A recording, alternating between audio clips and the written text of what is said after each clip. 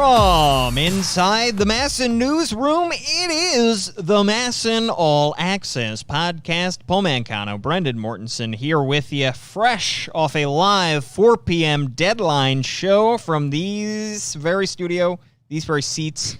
I believe during the show I said incorrectly that the Orioles are opening up a 3-game series with the Detroit Tigers, forgetting that they had played the first game of that 4-game series last night. I think we're all trying to forget that game happened. Brendan, I can't tell you how scrambled my brain is. Yeah.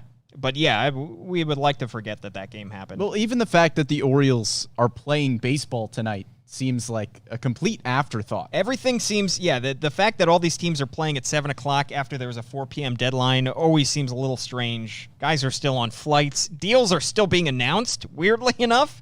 There are all these kind of deals that happen right before the 4 p.m. deadline that are getting announced, and news is being broken about that after 4 p.m. The biggest news for the Baltimore Orioles front, the only move that they made at this 2021 trade deadline, Brendan. Well, today, they also made one earlier. They made one earlier in the day, true. Yes. How could I forget about the Sean Armstrong? The only major league What am I deal. doing? Oh, Brendan. Oh, man, I botched it. This podcast is off to quite a start. They traded Sean Armstrong, who was not on their 40-man roster, was with AAA Norfolk, and got back my favorite player, Brendan, cash considerations. Always puts up strong numbers in the second halves. Yeah.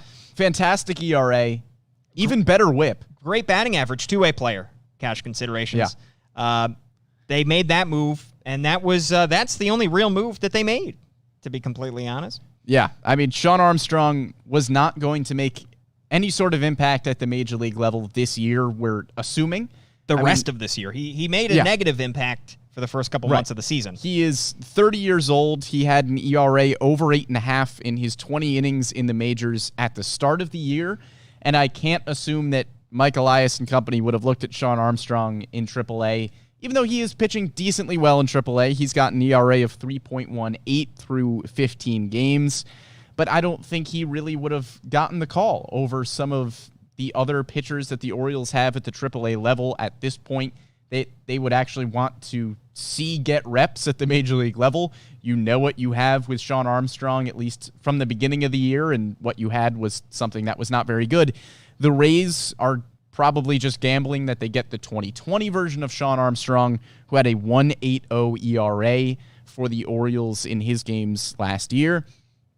This doesn't really make much of a difference, I don't think, for the Orioles, Paul. I don't think we would have seen Sean Armstrong at all this season. I don't know how long we just talked about Sean Armstrong, but that is infinitely longer than I think we should have talked about this deal being made. It was a deal that occurred. It occurred, but it really does not. It's not going to make an impact. Deserve that many more words. Sean Armstrong was, like you said, probably not going to come back to this team. Very much struggled in the small sample size that we saw him. It was great last year. Sub-2 ERA last year. Struggled with injuries, but was not going to come back up to this team. We were definitely going to see some younger arms. So they get some cash considerations for him. The bigger move, Brendan, is as you buried the lead here, Freddie Galvis being traded to the Philadelphia Phillies. Yeah.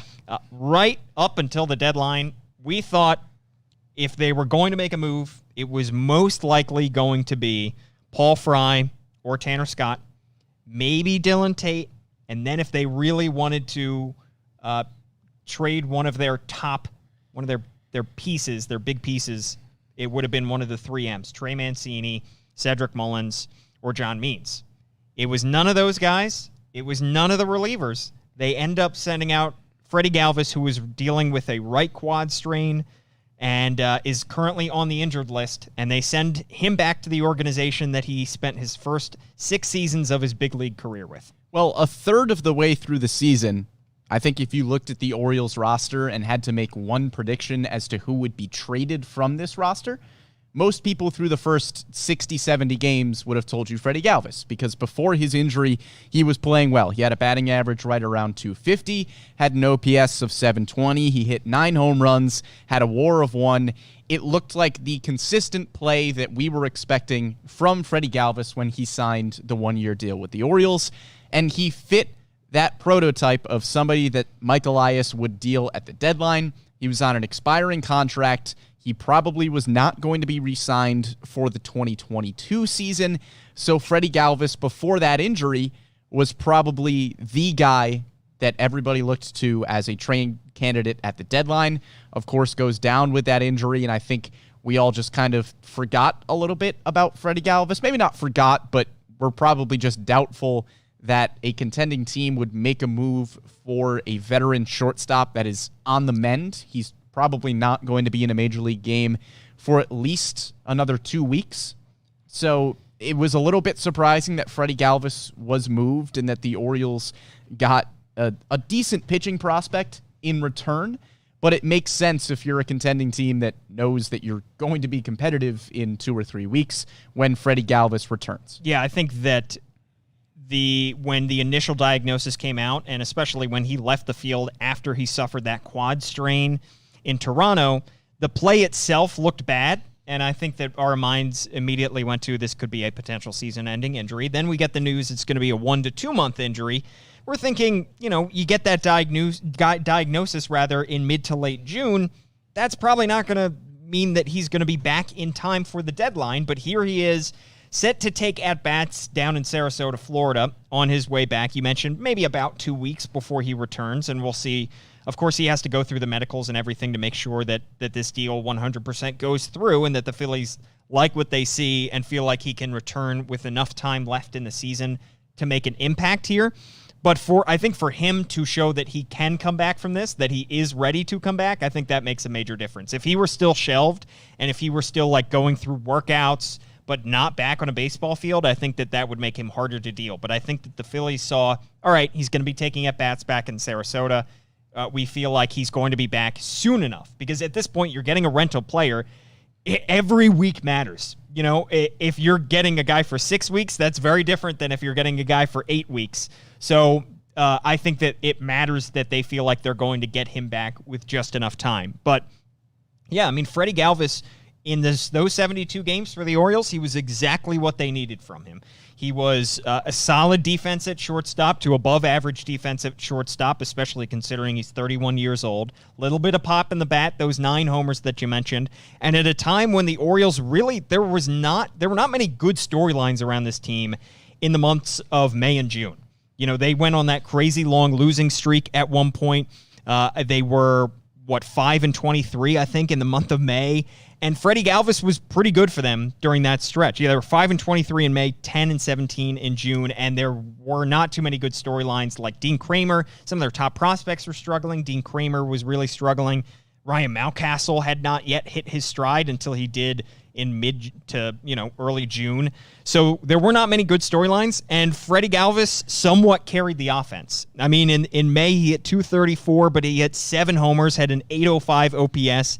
And then in 23 games in June, he was hitting .253. So he gave the offense a little bit of spark. He gave people something to talk about when it came to that team, and he was a fixture in the lineup. And Brandon Hyde had all but good things to say about his presence in the clubhouse as well. Yeah, and for a contending team, Freddie Galvis is pretty much exactly what you would need. He's a switch-hitting shortstop that provides good defense, and he is a decent enough bat to be a plug-and-play in a lineup. I can't imagine the Phillies are envisioning Freddie Galvis as their everyday shortstop. No. I assume he is going to be a bench bat utility type of player who you can use in a pinch if, say, Didi Gregorius goes down with an injury. Yeah. But he provides value there. And the Phillies have had a notoriously bad infield defense this year. Bad defense, period, but infield defense in particular. So maybe he's a late game substitution too, considering Didi's not a very good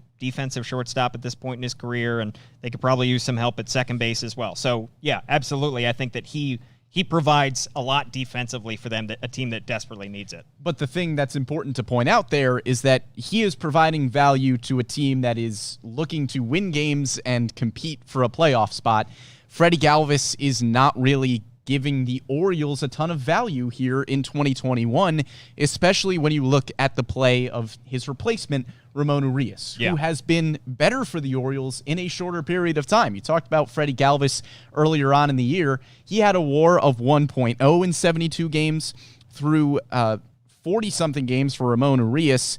He has a WAR of 1.2 through 49 games. So Ramon Urias has given you more value in fewer games than Freddie Galvis has. And he has been a really surprising story for the Orioles at shortstop. And when Freddie Galvis was coming back from injury, Paul, I assume you would just move Urias back to second base, but then that closes the door for Jahmai Jones potentially getting called up. So you're actually helping a little bit by trading Freddie Galvis because you're leaving that spot for Ramon Urias, and second base becomes open for a prospect. Yeah, and this was the plan all along because Mike Elias signed Freddie Galvis to the $1.5 million deal late into the offseason and threw in a $250,000 trade bonus if he got traded during the season. That's exactly what they were hoping. Both sides were expecting this pretty much, to the point where Freddie Galvis would play well enough that he would find himself on a contender by midseason and get to make a potential September-October run with the team, and that the Orioles would get back some kind of prospect package in return for him, and that it would open up a spot in that infield. And he did the same thing with Maikel Franco. The Franco deal has not worked out so far. He's hitting in the 210s, and obviously has not been the offensive, not given them the production that they were hoping for. But the idea is you sign two of these guys, you hope that one of them pans out, you trade one of them, and you open up a spot in that infield. Because I think at this point, they're looking at the rest of the season in August and September for Ramon Urias now, who has all of a sudden grabbed hold of this spot. I don't know if this was planned for Ramon Urias to be hitting 278. I don't know if he will the rest of the season, but he's at this point, it's his job to lose, I think. They were expecting, unfortunately, Richie Martin, who has struggled with injuries, to probably make his way back to the big leagues. He could make his way back to the big leagues at some point in 2021 to come up, and they're probably still hoping for Jahmai Jones to be back with this team and to be up at the major league level maybe in the final 2 months. So it opens up a spot in that infield, and log jam is probably too strong a word to say because the talent is obviously not overflowing when it comes to the middle infield, but you want to see these young guys play. And that is the biggest, most important thing when it comes to signing free agents for Mike Elias, not blocking guys. So they signed Freddie Galvis. You know, it is a temporary holdover at shortstop. They open up that roster spot, and now there are no impediments to a Richie Martin, a Ramon Urias, a Jahmai Jones from coming up and making an impact. Yeah, and at 27 years old, Ramon Urias has played well enough to continue to get that start at shortstop, and I think he probably will continue to do so for the rest of the 2021 season. Mike Elias also said that he is expecting to see some minor leaguers get called up in the second half of this year that could be playing middle infield. I expect he is probably alluding to somebody like Jahmai Jones, who we could see shortly at second base. But Paul, let's talk a little bit about Tyler Burch, who the Orioles got in return for Freddie Galvis. Before you do that, somebody on Facebook saying stop with the war talk. How about this? Ramon Urias is hitting 278. He's got a 760 OPS, which is on-base plus slugging. He's got 4 homers, 23 RBIs, a stolen base, 13 walks, 350 on-base. His career averages so far in 59 games, he's hitting 290 with a 790 OPS. Sorry, I took sabermetrics out of it. He's been good. You mean the things that and go also into the WAR calculation? Yeah. And if you watch the games, crazy enough, he's been good too. He has been very good, surprisingly so. Let's talk about Tyler Burch. Yes, because when this Freddie Galvis deal was announced, we talked about it on our live trade deadline show. We both kind of said that we would be surprised if the Orioles got the kind of return that they got for Jose Iglesias, which was Garrett Stallings, who is now in the back end of the Orioles' top 30. But they still do get a decent minor league pitching prospect in Tyler Burch, who is the 36th ranked prospect in the Phillies system, according to Fangraphs. He's a reliever. He's got a 2.45 ERA so far in high A in his 8 appearances. He's just 23 years old. Look, it's not an incredibly exciting return for Freddie Galvis, but it's a return that's expected for a veteran shortstop who is on the mend, coming back from injury. Freddie Galvis is not going to light the world on fire for the Phillies, but the Orioles are able to gamble on a 23-year-old reliever with good strikeout numbers in high A. He's worth a shot, and you know that Freddie Galvis isn't going to be providing you value past this year, so why not gamble on a younger minor league pitcher like Tyler Burch? And the other thing is, not offering value after this year, that doesn't preclude the Orioles. It doesn't stop the Orioles from Freddie Galvis in free agency. He's still going to be a free agent. I don't think they will because of the emergence of Ramon Urias and the potential of Richie Martin and the potential of Jahmai Jones and those young infielders. However, they could deal him away in theory and sign him back. So, they're only giving him up for 2 months. It's not like they're giving up years of control of Freddie Galvis. But you mentioned Tyler Burch and what he provides. This is, to me, reminds me a little bit of the Jonathan VR deal. Now, that was an off-season deal, and they got back Easton Lucas. It was a one major leaguer for one minor leaguer deal, which this appears to be so far. We haven't heard any players to be named later or anything like that. And the minor leaguer not being part of the top 30, doesn't have the highest of ceilings, but considering you're giving up a guy who's a rental, who is not a high-impact player, not an everyday player on a very good team, it ultimately is just you getting something. Yeah, at the end of the day, Freddie Galvis really doesn't do anything for you if you keep him on the Orioles it's something this year. For almost nothing. Exactly. You're trading a veteran shortstop on an expiring deal when you have a younger, better shortstop as his replacement. It didn't make sense to really keep Freddie Galvis on this team at all. So you are getting something in return. You're getting a dice roll in return in Tyler Burch. Like I said, he's 23 years old. He's got good strikeout numbers in high A, and he's a reliever. So that means he will probably have a little bit of a faster track up to the major leagues if he eventually gets to that point. So we'll see what Tyler Burch does in the Orioles system. He will probably start in Aberdeen because he's only gotten 8 appearances so far in high A with the Phillies. So we'll see what he's able to do. I think the dice roll on Tyler Burch is very much worth the move of Freddie Galvis, especially considering how well Ramon Urias has played and the fact that you want to keep that middle infield open for a guy like Richie Martin or Jahmai Jones to be called up to the Orioles at some point soon. And Mike Elias is talking with the media, I believe right now as we're speaking, and he said Tyler Burch had a big stuff jump after the shutdown, just meaning, shutdown ends and he's back on a field because they didn't see him in 2020, and all of a sudden his stuff looks really good. 15 strikeouts per 9 that you mentioned, that's a pretty high number. ERA is slightly less important for relievers, one, and also for minor leaguers, two. But I think that, you're just looking for stuff at this point. 23 years old, still pretty young. So we'll see what he ultimately turns into. But, Brendan, I think it's also interesting, some of the moves. We touched on it earlier, but some of the moves that they didn't make. Because I think the most obvious candidates in our minds were Paul Fry and Tanner Scott. And, frankly, I thought Paul Fry was by far the most likely to go, considering he's approaching 30. He does still have years of control, but he put up pretty good numbers so far this year. ERA around 3.5. We'd seen his name at least thrown around by national reporters as somebody that other teams might be targeted. And Mike Elias said that they were really close to dealing one of their relievers. You'd think Tanner Scott or Paul Fry most likely. To me, I just guessed that the market was not as robust for Paul Fry as maybe the Orioles had hoped. Yeah, Ryan Miller on Facebook, thank you for following along. Thank you for watching. I wish I could give you a high five because I think he hits the nail on the head with his comments here.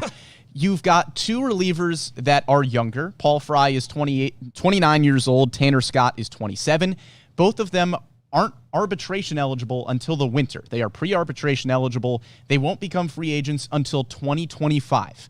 So you've got 2 good relievers who are younger and are under team control for the next 4 years. This isn't a Michael Givens scenario where he is going to be leaving in free agency in a year or two, and you just need to get as many good prospects as you can.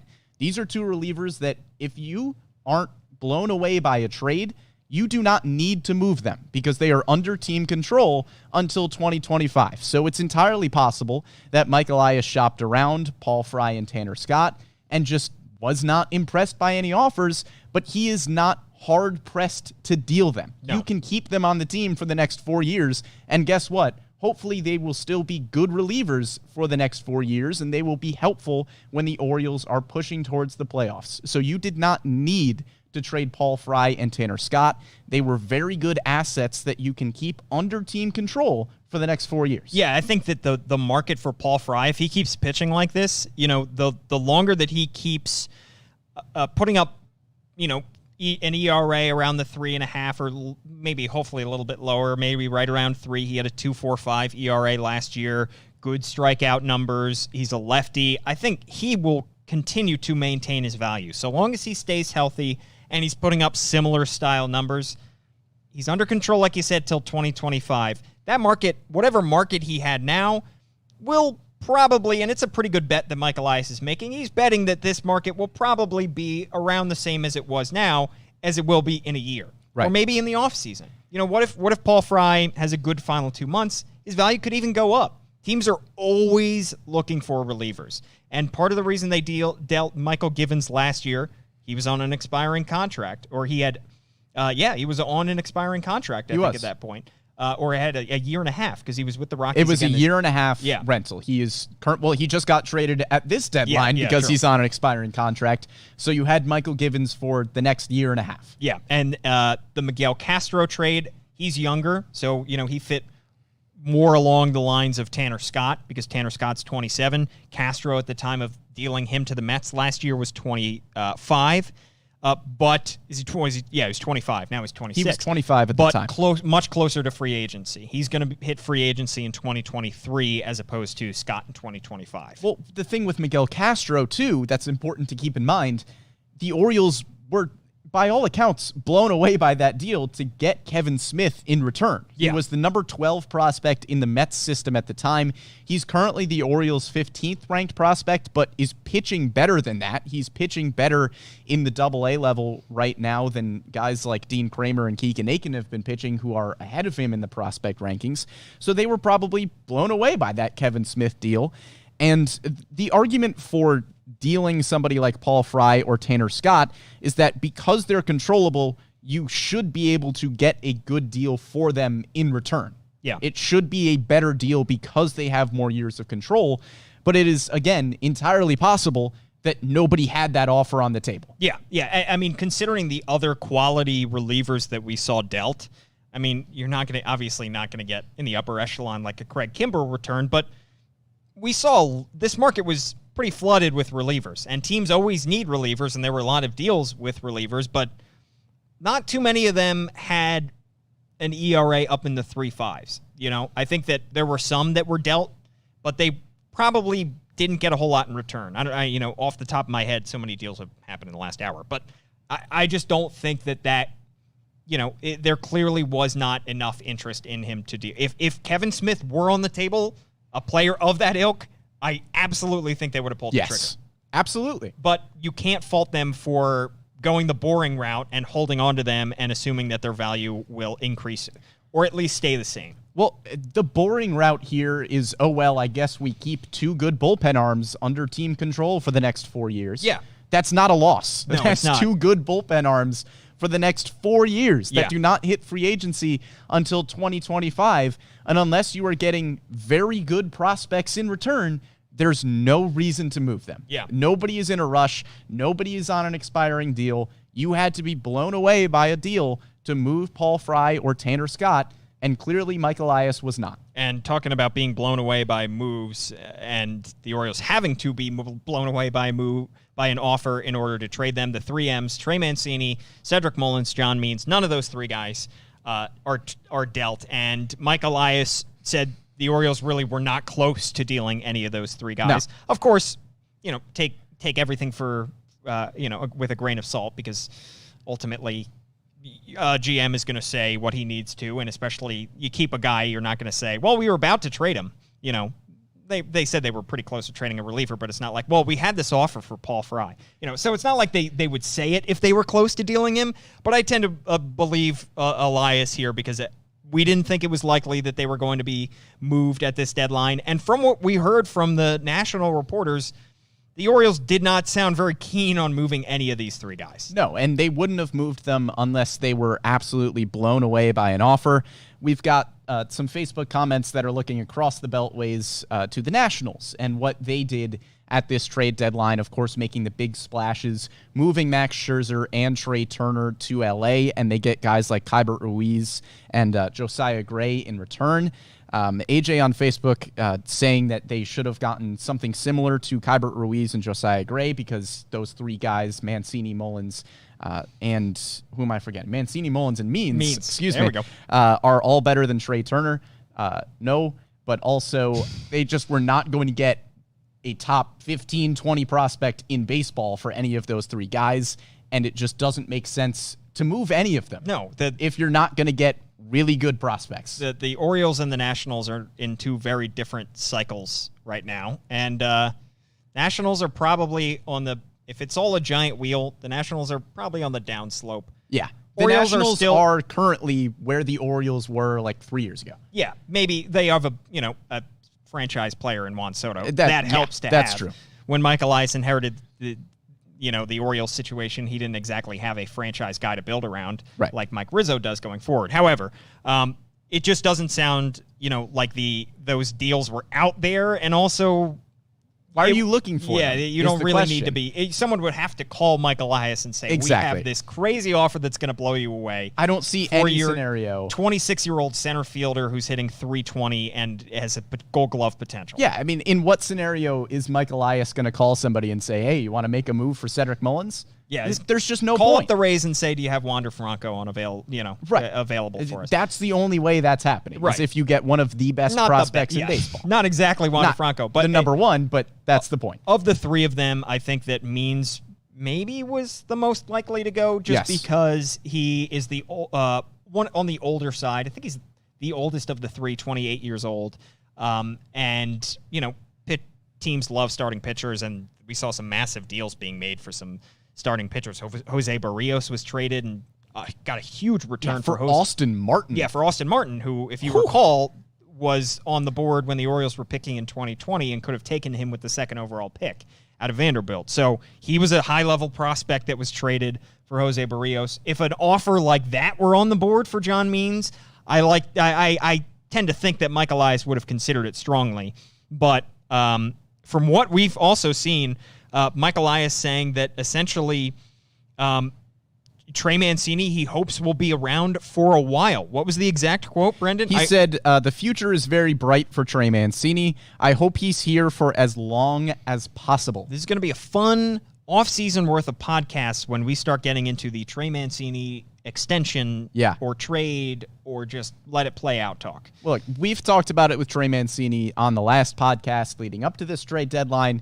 He provides the Orioles more value than any other team in baseball. Yeah, he's worth more to you in-house than he is not. Yes, a contending team could use a first baseman, and maybe they could go after Trey Mancini at that point. But the three teams that I pointed out as potential Trey Mancini trade destinations were the Red Sox, Yankees, and Brewers. The Brewers got Eduardo Escobar, the Yankees got Anthony Rizzo, and the Red Sox got Kyle Schwarber, who I assume they're going to play at first base. So none of those three teams made any sense for Trey Mancini. The only other team that I was thinking about was the Seattle Mariners. But again, you would have to be blown away for a move for Trey Mancini because of how much value he not only provides your team, but to the community, to the city, to the fan base. All of those things just push Trey Mancini's trade value up and up and up to the point where no deal would make sense from another team. Yeah, I've said it before in this podcast, but basically the idea of a veteran presence, I think, can be overblown at times. This is not one of those cases. Correct. This is a case where this guy checks all the boxes on and off the field, has one of the best stories in baseball, is one of the best human beings in baseball from what we've heard, and is a true leader in your clubhouse on a team where you don't have that many veteran leaders. So and in addition to the fan base being behind Trey Mancini more than they've been behind almost maybe any player in the Mike Elias era, definitely in every player in the Mike Elias era. So he is a fan favorite. You go walk around Baltimore, you see Trey Mancini jerseys. He's still under contract for a year and a half. He's still under 30. It just makes too much sense to hold on to him. And if you need to reevaluate trade conversations, you can always do that in the offseason or next deadline. But it sounds like Mike Elias maybe starting to open the door for some trade. Or not for some trade, for some contract negotiation talk. Yeah, and I think the really exciting thing, Paul, about this trade deadline and the lack of Orioles moves, we've talked about it before leading up to the deadline. We were kind of wondering if the point was now, but I think this is all but confirmation that the Orioles are at the point where if there is a good player at the major league level, it is not an automatic trade. No. Over the last few years, if there was a solid player at the major league level, there was a pretty high % chance that they were going to be traded regardless of their contract situation, because you were just overhauling the farm system and you wanted to build that prospect pipeline to be competitive over the next few years. I think this trade deadline, without moving Paul Fry, without moving Tanner Scott, two guys that are under team control for the next 4 years, it seems like Mike Elias is at the point where if there are good major league players, he intends to keep them if they line up with the rebuild timeline, which is now getting closer and closer. It's over the next few years. Paul Fry and Tanner Scott line up with that timeline over the next 4 years. It seems like Trey Mancini, if he gets extended a few years, hopefully lines up with that timeline as well. We have reached the point where if there are good players, there is a pretty good chance that they are here to stay rather than just automatically being dealt at the deadline. Yeah, and some big picture comments coming in that Mike Elias press conference. He said, talking about their contention window, he said, I think it's getting closer. He said, but I continue to be daunted by what we see in our division. We have a very long way to go. We have a lot of work to do. He's keeping expectations in check. Yeah. He knows Rightfully that, so. and he knows that this team still has one of the worst records in baseball, and that they are still struggling to produce wins on a day in and day out basis at the major league level. But like you said, Brendan, I think that it's not at the point where they are still in all.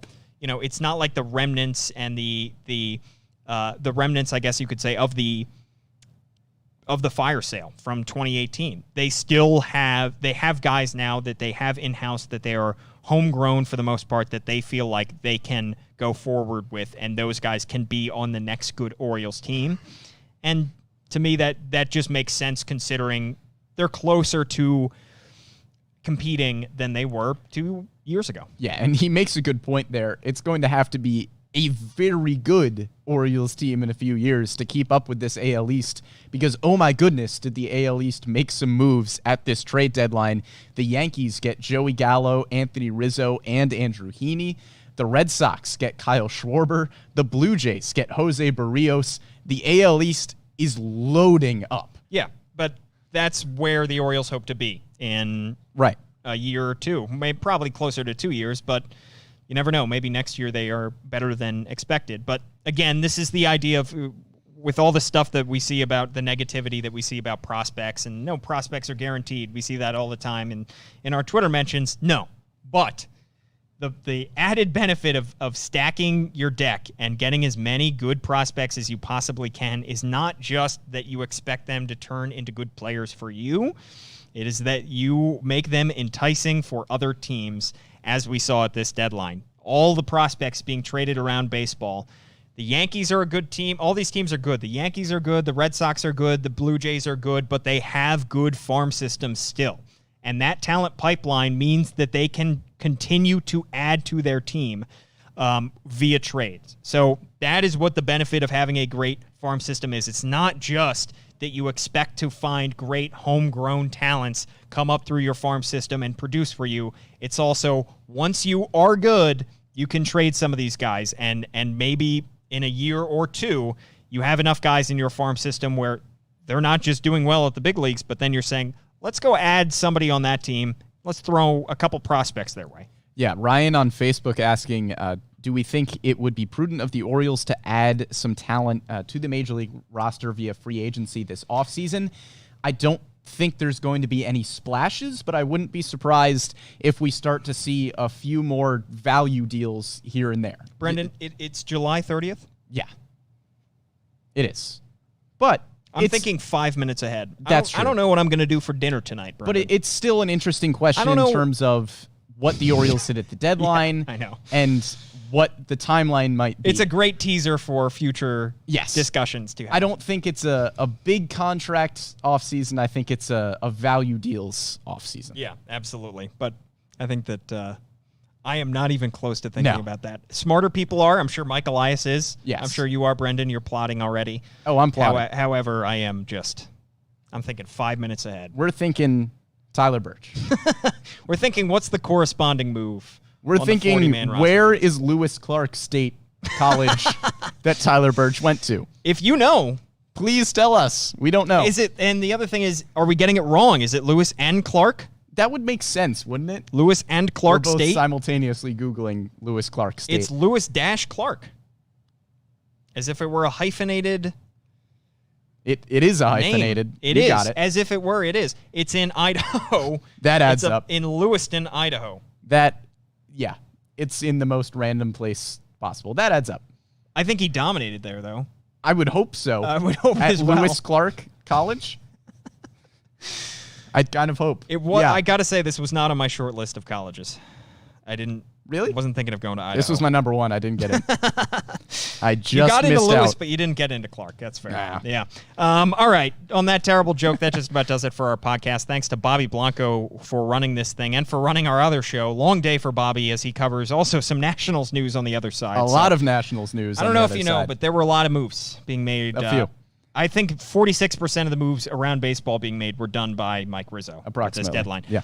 Let us know what you think of the Freddie Galvis to the Philadelphia Phillies trade and the return in Tyler Burch. Of course, you can catch the podcast on Spotify, SoundCloud, Apple Podcasts, Google Podcasts, and watch it live on Facebook, YouTube, and Twitter. And give us a follow. At Brendan Morty is Brendan's Twitter handle. I am at Paul Mancano. We will be back at some point next week.